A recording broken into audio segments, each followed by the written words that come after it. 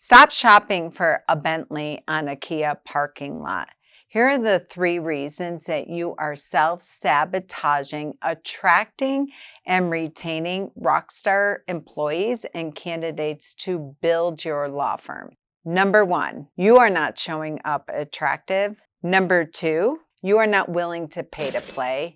And number 3, you're getting horrible advice from your business coaches and consultants that think they understand what it takes to attract and retain employees. Welcome to another episode of the Office Altering Hire and Empower with Molly McGrath podcast. If you're a returning listener, welcome back. If you're a first-time listener, hopefully you'll become a long-time listener. As always, I'm your show host, Molly McGrath, founder of Hiring and Empowering Solutions and creator of this revolutionary podcast. You can check us out at hiringandempowering.com. So let's break this down. Number 1, you are not showing up attractive. Yeah, it's really hard, brutal truth to say that. Think about this. Think about when you're even interviewing a marketing agency or any outside vendor that you are wanting to invest in to grow your practice, either personally or professionally, business coach, personal coach, what have you. You know in 2 seconds when you show up in the Zoom room. I know this, attorneys, because you tell me, oh, I interviewed this marketing agency or this Facebook, and I knew in 2 seconds when I got in there, they're not my person. I didn't like the way they looked. I didn't like their energy, what have you. We are hiring human beings, not human doings first and foremost. So if you want someone who's confident, who's competent, who's a rock star, that comes batteries included, they're going to be interviewing you just as much as you're interviewing them. So where do they start before they even get in the Zoom room? They go on social media. They look at your YouTube channel. They're looking at your social media preference. They're looking at your website. They're looking at your Google reviews. They're seeing when they're Google searching you, they're finding the Glassdoor reviews from your previous employees or previous people that have interviewed with you, and they don't have great things to say about it. Yes, it's a hard truth. I'm a business owner. I understand that. So how are you showing up in the interview? How are you judging people before you're rejecting people based on resumes, so you're not connected to their personal story, just like they may be judging you based on your resume, which is your website, your Google reviews, and things of that nature. So if you can shift your mindset in regards to how you're showing up. Are you showing up late? Are you showing up very clinical? Are you having these old school written assessments before you will even meet anyone, which i.e. is communicating to a candidate you're arrogant? It is communicating to a candidate that they should be lucky to have a job with you. And it communicates them, because we hear this from candidates, if this is a process before I can even meet with this person, when, by the way, I'm gainfully employed and I have recruiters from all over the country hunting me down, offering me a job, and you want me to consider this law firm, when if this is an interview process, my God, what is it like to work there? Constantly head on the chopping block, constantly looking for disappointment, and constantly having to show up and perform. Old school mentalities. Number 2, you have to be willing to pay to play. Think about it. You're walking on, you want a Bentley. Your business coach told you deserve it. Your bookkeeper, CFO tells you, yes, you have to show up and become the lawyer that you want. I know all the mindset coaching that you all invest in. Bravo. I'm so grateful and glad that finally the legal profession is embracing Think and Grow Rich, and they're embracing and investing in mindset coaching. Will you do that when it comes to, I've seen the success in that. For the law firms that they're flying only first class, that coaches tell you that. And for you have to become and behave and do have the millionaire mindset, and you see the proof of concept in that. You're taking 30-day sabbaticals. You're taking lawyer on the beach and traveling and working, which I love and embrace, but it's not happening when it comes to employment. when it comes to hiring rock star employees. So you're walking on, you know what you want, you know how you want to feel, you know how you want to present, you know the higher caliber clients you want to attract. But you have to be willing to pay to play when it comes to employment. So if you have in your mindset that you want the Bentley associate attorney or professional law firm administrator or CMO or CEO or whatever it is, paralegal, and then you come to a legal recruiter and say, I can only pay $100,000 a year, or I can only pay whatever the number it is that you have. When it comes to pay to play, it's about gamification. So you're going to go to the Bentley lot. You're going to meet with the salesperson, what have you. Maybe it's a 200,000, 300, 5,000, 100,000. I don't care what the number is, but what gets you to the point to sign the contract? The monthly payment. And this is how I really want attorneys to start thinking when it comes to hiring. Yeah, maybe it's $250,000 to get a rock star associate, to beat out your competition, to beat out other legal recruiters. Well, think about it the same way of the gamification. What's your monthly payment for this? Okay, great. How are you going to get an ROI? Just like you do when you're going to buy that $2 million house, $2 million car, whatever it's going to be. You're like, oh, what is it going to take? One more client, two more clients, what have you.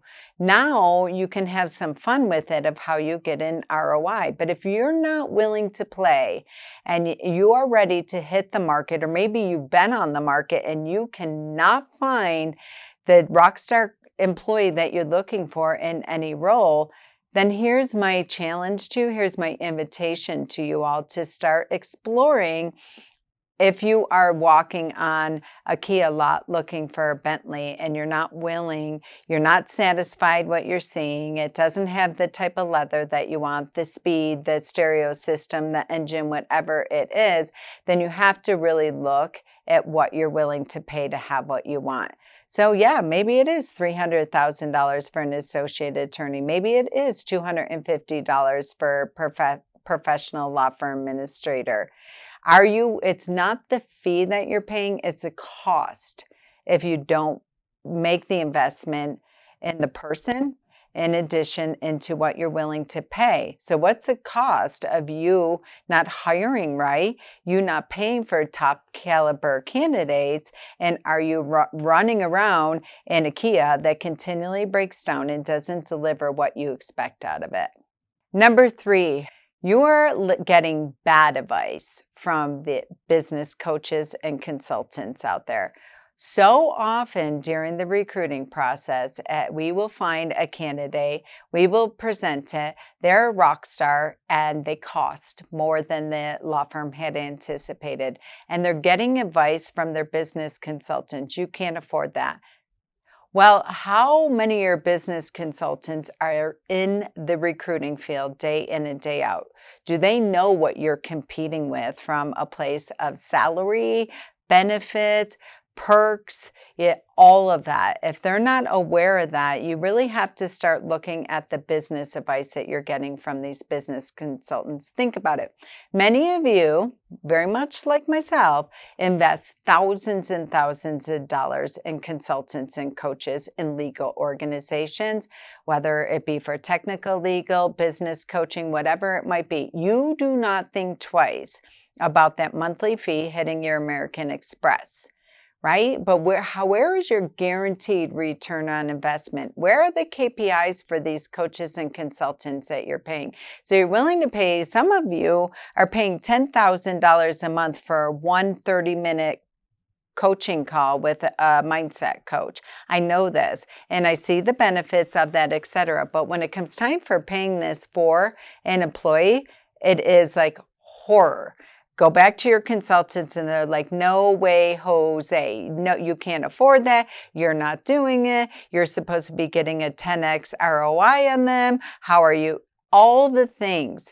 You're getting really bad advice from that. Again, it goes back to that gamification. Not what are they doing for you, but now that you've invested in this, what are you doing to invest as a visionary and an entrepreneur and a rainmaker within your practice?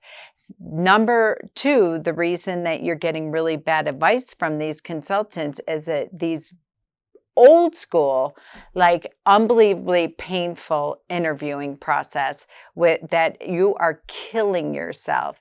So written assessments, I'm not talking about writing samples. It's very different when it comes to, but these written assessments that are all designed to trick and weed out candidates. Any rock star candidate that has confidence and competence is not going to complete these assessments. Trust me, we are in the recruiting field all day long, to the point where we are no longer taking on any law firms that are requiring these written assessments anymore. If you have these written assessments in play, yes, you may have had somebody who passed it, one person who passed this 5 years ago, 3 years ago, maybe even 2 years ago. The market is so incredibly tight. If this is your first step within your process before somebody is awarded the luxury of being able to interview with you, you are killing your hiring process.